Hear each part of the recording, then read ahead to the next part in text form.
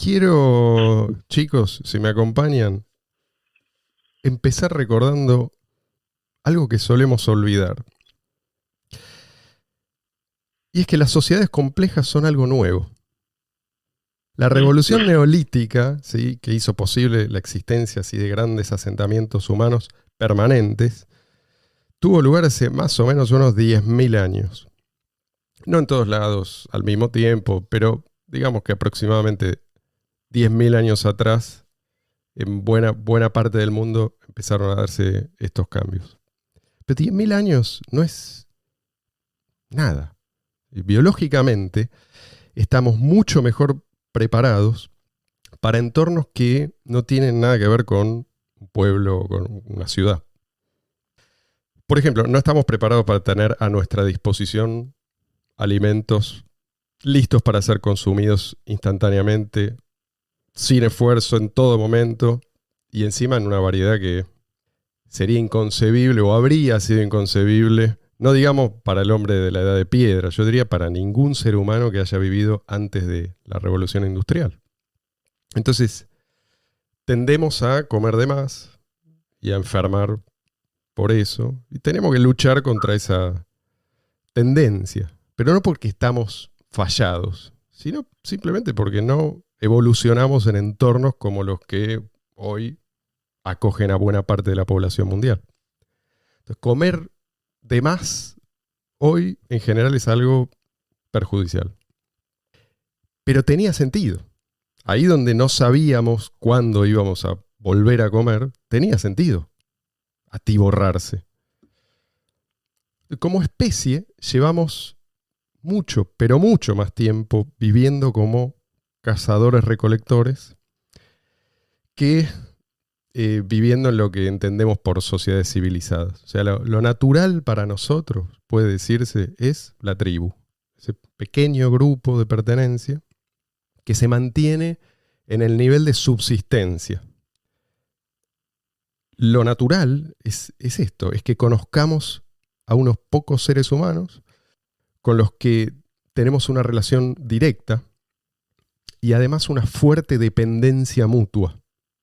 Y si llegamos a sobrevivir y a prosperar como especie, es en gran medida justamente gracias a nuestra lealtad a ese pequeño grupo y a la hostilidad con otros grupos. Pero bueno, esto también es cierto, pero no es el tema de hoy. ¿Escucharon ustedes hablar del número de, no sé si se pronuncia de esta manera, pero Dunbar o Dunbar? No. ¿Saben a qué me refiero? O el número de, vamos a llamarlo Dunbar, porque así se llama en realidad el antropólogo que lo propuso, se llama Robert Dunbar.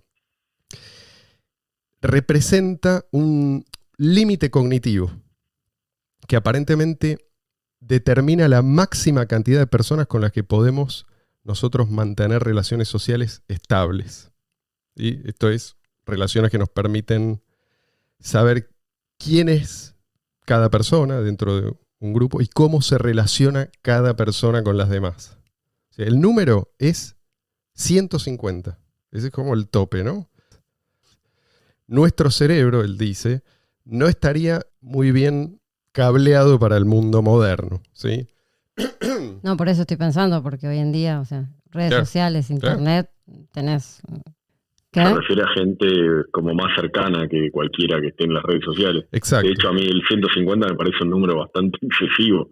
Yo creo que cada Por eso vez digo. más... Claro, es un límite, es el límite superior, según él. Sí, me parecía demasiado en mi caso, pero yo, viste, la gente hoy en día que anda, o sea, en las redes, siente que tiene un montón de amigos. La comunidad efectiva, ¿sí?, no puede superar 150 personas. En este sentido, ¿no? O sea, ya si vamos más allá, podemos hablar de otras formas de organización, pero no podemos nosotros tener el mismo tipo de relación que tenemos dentro de una tribu con no sé, millones de personas. La confianza y... Exactamente. Está bien. Lo cierto es que como especie nosotros le debemos mucho al conformismo. El conformismo tiene mala prensa, pero le debemos mucho al conformismo con las normas de la tribu, ¿sí?, que solían ser poquitas y muy simples, pero a la vez eran casi inviolables. Eran para ellos algo, si tuviéramos que hacer un paralelo, sería para nosotros algo como la ley de gravedad. O sea, no podés ir contra la ley de gravedad. Para ellos esto era más o menos, estaba a un mismo nivel. No había una gran diferencia entre la ley natural, ¿sí? y la ley humana. Por eso es tan difícil librarse del conformismo, aun cuando el status quo muchas veces es claramente perjudicial para todos, ¿sí? Para los hombres primitivos, desafiar esas normas era, bueno, sí, era tan peligroso como lo sería hoy para nosotros tirarnos de un piso 20, ¿sí? Para desafiar la ley de gravedad. En el mejor de los casos, para el rebelde primitivo, eso terminaba en muerte genética, o sea, le resultaba imposible reproducirse a cualquiera que era visto como un marginal o un rebelde. Y en el peor de los casos terminaba en muerte literal, violenta, ¿sí? Por atreverse a desafiar el status quo. Así que puede decirse que la selección natural se ocupó de grabar en nuestros genes cierta predisposición al gregarismo. Igual los avances también, o sea, en realidad los avances también se deben a el inconformismo, por otro lado. O sea, es como una cosa que tiene dos platillos de la balanza. Absolutamente. Los exploradores, o los inventores, o las grandes revoluciones. Sí. Pero tienen que darse ciertas condiciones culturales para que el inconformista pueda sobrevivir. Pero esto es algo nuevo. Que el inconformista sobreviva es algo nuevo. A eso me refiero, ¿sí? O sea, el que no le sigue la corriente al grupo que le tocó en suerte, muere. Esta solía ser la norma y fue la norma durante cientos de miles e incluso millones de años. Bueno, sigue pasando de así cuando en distintos grupos, sobre todo religiosos, muy religiosos, digamos, ortodoxos, quizás hasta a veces muy fanáticos, alguien también se abre, ¿no? de eso. Algunos, digo, no los matan, pero quizás sí socialmente. Tal cual. Se me ocurren los mormones, no sé, los musulmanes también más fanáticos, los judíos ortodoxos, en familias también de otras ramas cristianas también, que es como que también, ¿no? Es como si bien obviamente tiene mucho más de 150 personas, sí. En el mundo que se mueven son muchas menos, porque incluso en estos grupos de personas muy religiosas también hay como pequeños grupos que tienen que seguir como también determinadas pautas, y cuando se abren es como que mueren socialmente. De hecho, no me acuerdo si eran los judíos ortodoxos o cuál, que hacen, si hay uno que se va del judaísmo o se va de la familia, hacen realmente como una especie de velorio y entierro, aunque la persona no haya muerto. Esto es una manera de conservar. No me acuerdo, pero lo habíamos leído en algún momento, no me acuerdo cuál era, pero en la mente de ellos lo velan y le hacen la ceremonia como si hubiera muerto. Son maneras de mantener la cohesión. Entonces, ¿por qué digo todo esto? A lo que voy es que somos relativamente nuevos en esto de determinar cuáles son las normas que conviene adoptar y hacer cumplir. O sea, quién tiene que hacerlo, cómo tiene que hacerlo, cómo se justifica. Son todas cosas que no hemos resuelto, pero está bien, seguimos intentándolo. Somos animales testarudos. Así que algún día vamos a resolver este problema. ¿Cuál es el problema? El problema es que pasamos de un código muy simple e incuestionable, que dentro de nuestro pequeño grupo de cazadores-recolectores se confundía con la propia naturaleza de la realidad, a experimentar con códigos que aspiramos a que sean respetados por millones de personas. Las instituciones pasaron de ser prácticamente inmutables y adaptadas a un contexto de nula o muy escasa innovación, pasaron a ser una extraña mezcla de tradición y creación. Creación mediante la cual se pretende coordinar las acciones de decenas de miles o centenares de miles, incluso millones de personas. Y personas que obviamente no tienen vínculos directos entre sí. La revolución neolítica, es decir, el dominio de la agricultura, el establecimiento así de grandes poblaciones sedentarias, nos obligó a enfrentar nuevas realidades sociales. Y estas nuevas realidades sociales requerían nuevas instituciones. Entonces hay una relación como de mutua influencia, ¿no?, entre estas posibilidades, entre estas condiciones ambientales y la cultura a la que da lugar. Entonces nos motivó a aceptar normas abstractas de conducta, ¿sí?, normas que están por encima de las que imponen las relaciones tribales directas.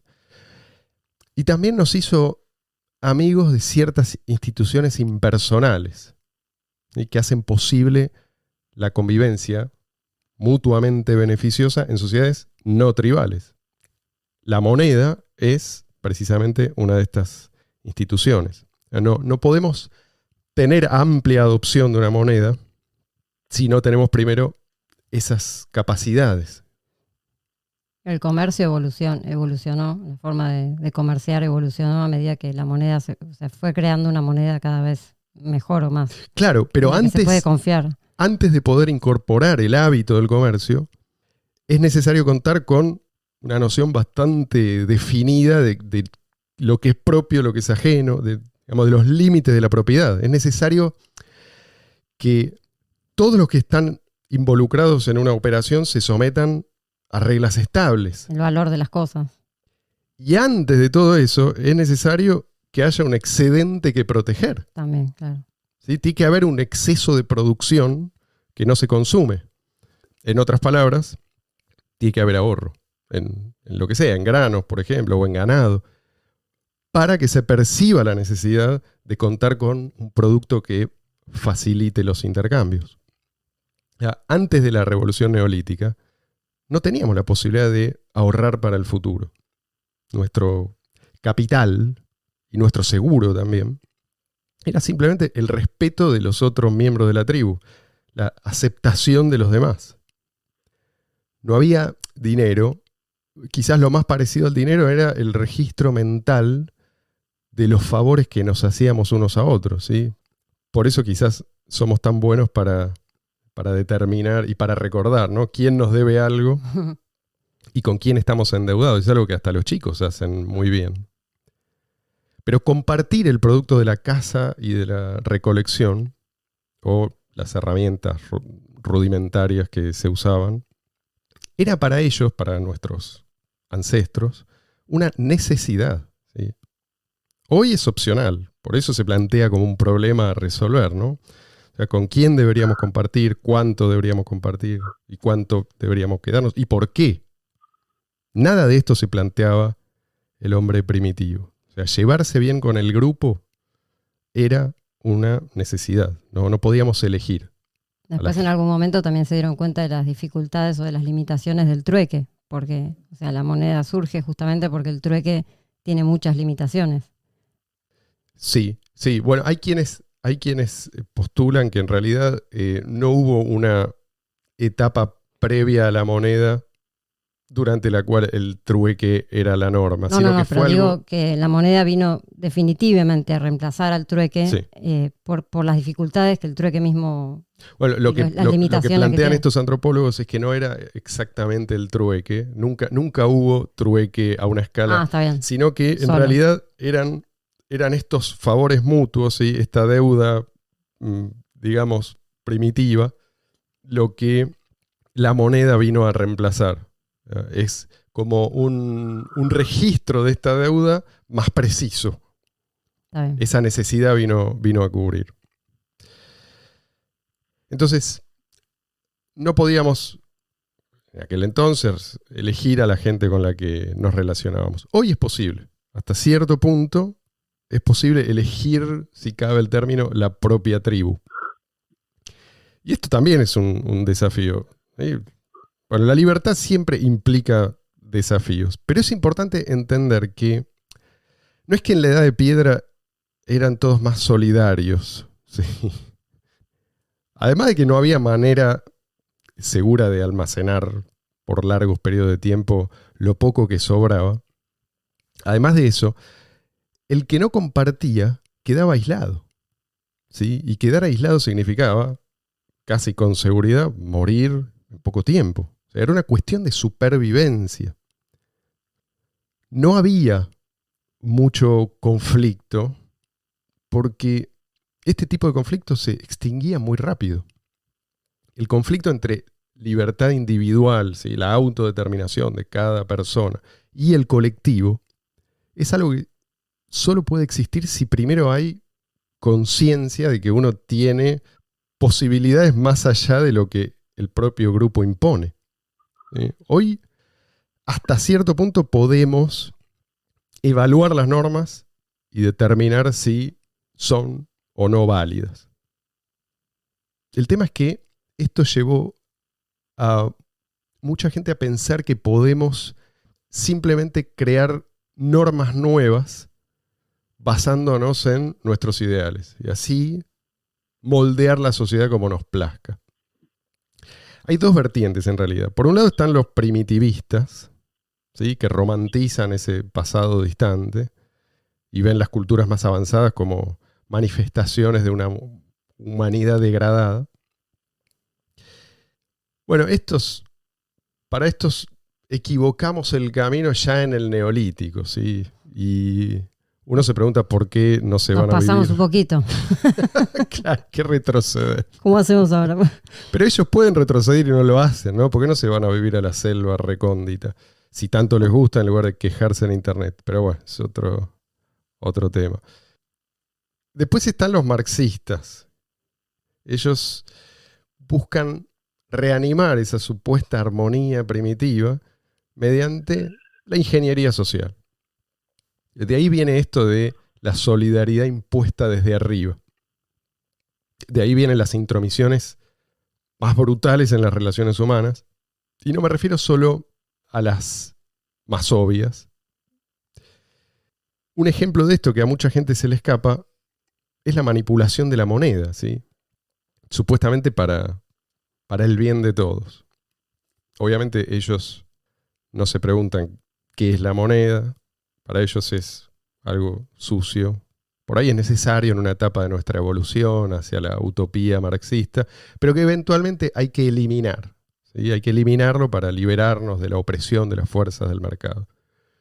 Y es llamativo porque ellos ven a la moneda como un instrumento de dominación, cuando en realidad es gracias a la moneda que nos liberamos de la tiranía de la tribu. Es gracias a la moneda que podemos reconocer a otros, a los que no forman parte de la tribu, como potenciales amigos, como gente que puede aportarnos valor en un intercambio pacífico. Gracias a la moneda ni siquiera es necesario conocerlos para aprovechar su conocimiento, su creatividad, su capacidad productiva. Lo que hace la buena moneda es transportar información fiable. Es como una red de cables, de buenos cables, que transmiten señales útiles. Estas señales son los precios. Y los precios reflejan la escasez relativa de los distintos recursos según su oferta y demanda en cada momento. O sea, esto involucra una cantidad de información inimaginable, que además cambia permanentemente, porque es información que está, en última instancia, en la mente de cada persona. Las necesidades y los deseos cambian permanentemente. Por eso nadie puede dirigir eficientemente la producción y la distribución de bienes en una sociedad compleja. Ninguna supercomputadora puede reemplazar al mercado. Todo lo que pueda hacer el planificador central, aunque tenga computadoras superpoderosas, es interferir con el mercado. O sea, reemplazar nuestras preferencias por sus preferencias. O mejor dicho, reducir nuestra capacidad de expresar nuestras preferencias y lograr nuestros objetivos para imponer los suyos. Y así es como nos empobrecen o como impiden el proceso de enriquecimiento de una sociedad. O como las cosas pierden, o sea, son de menor calidad o de menor... Muchas veces hablan del afán de lucro como algo terrible, algo que es el peor de los males. Y yo siempre pienso, no sé, cualquier negocio, una peluquería.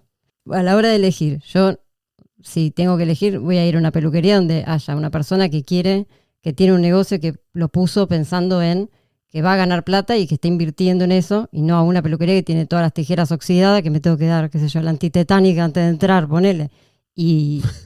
O uno que lo hace por caridad, y entonces salgo y si con suerte salgo con el pelo mal cortado, y si no, por ahí sin una oreja, ¿no? O sea, estilo Van Gogh. Entonces, lo que digo es, el afán de lucro es algo que siempre es bueno. El problema no está en el afán de lucro. El afán de lucro te va a motivar a dar un mejor servicio, a fabricar un mejor producto, porque sabes que eso después lo vas a vender y vas a ganar plata con eso. Si no, no lo harías. Sí, yo desde que aprendí todas estas ideas, ¿no? Nuevas en su momento, cuando no entendía, digamos, cómo funcionaba el mercado ni nada, uno ve la televisión, escucha la radio y suelen atacar, bueno, obviamente los políticos también, muchos políticos suelen atacar al empresario porque tiene todo el dinero y supuestamente ese dinero se lo saca al resto. Y hace algo un argumento bastante que apoya a muchos, ¿no?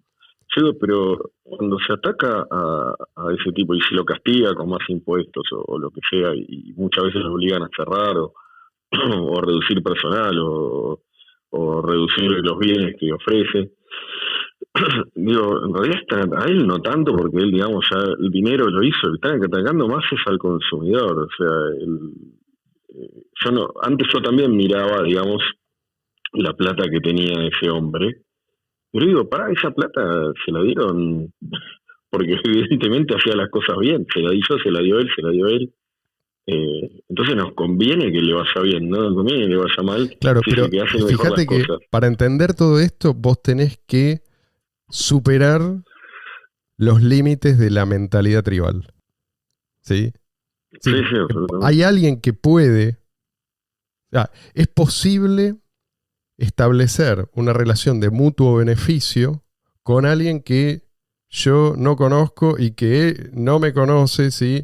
No nos amamos, pero podemos de todas maneras beneficiarnos mutuamente. Hay un salto ahí. Sí.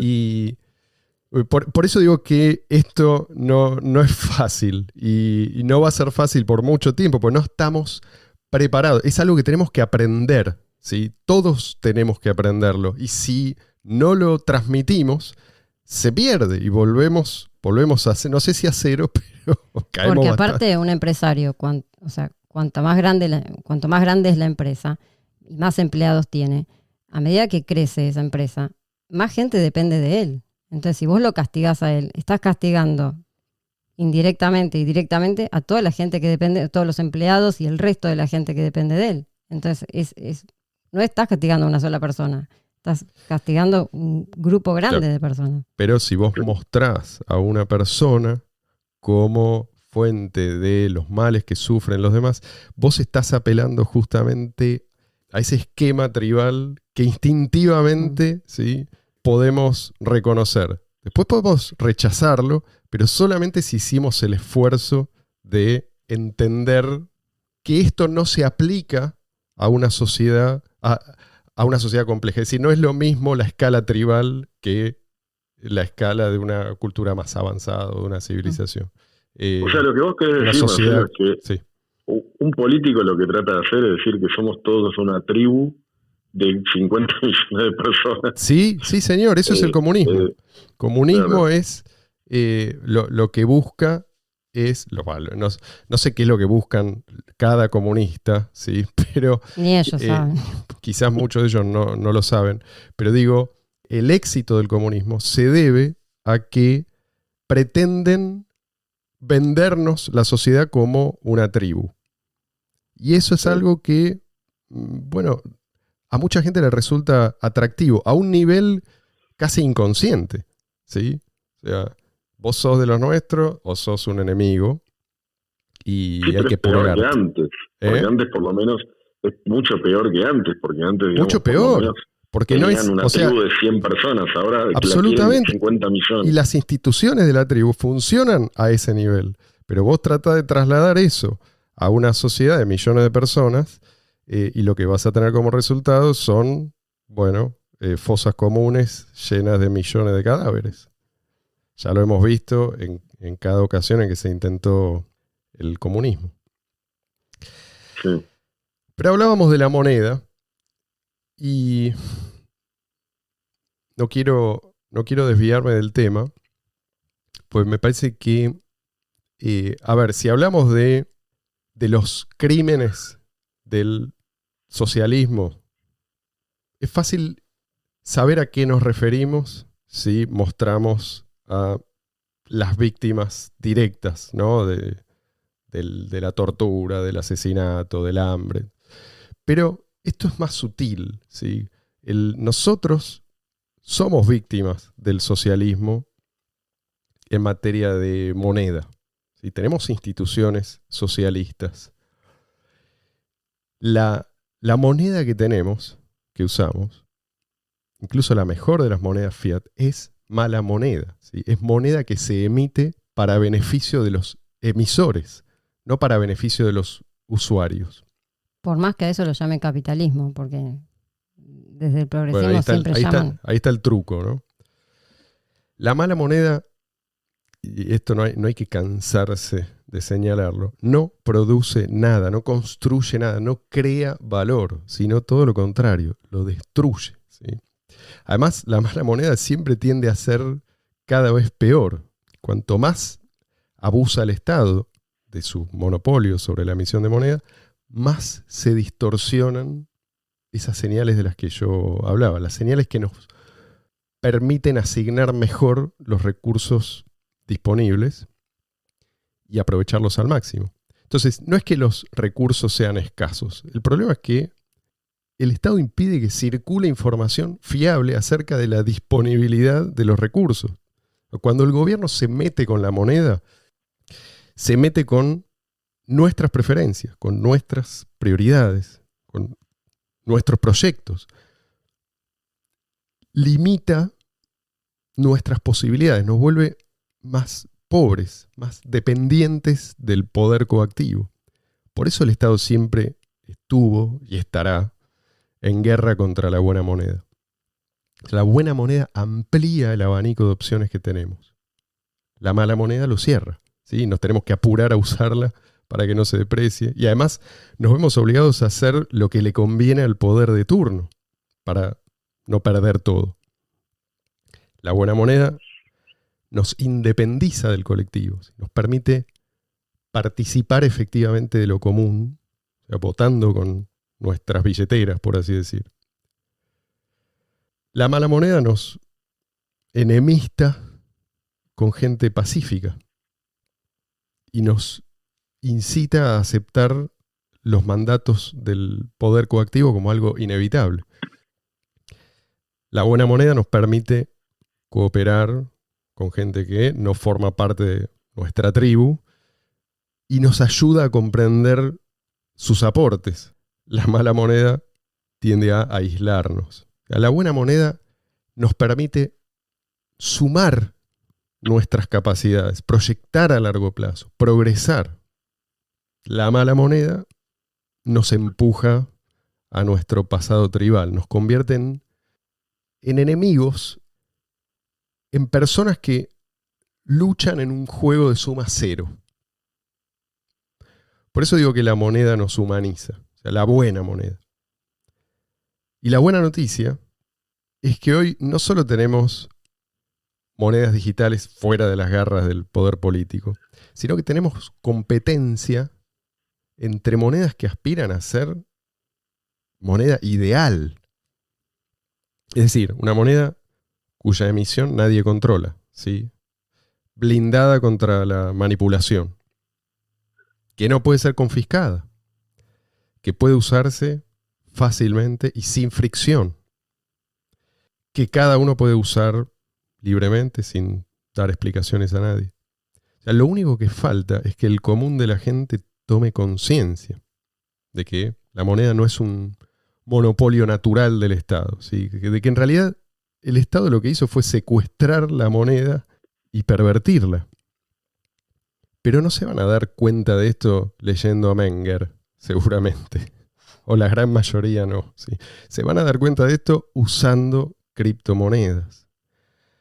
Así que promovamos el uso de criptomonedas, no importa cuál. Cada operación que alguien hace con cripto socava el monopolio estatal, aun si esa persona no sabe que eso es lo que está haciendo.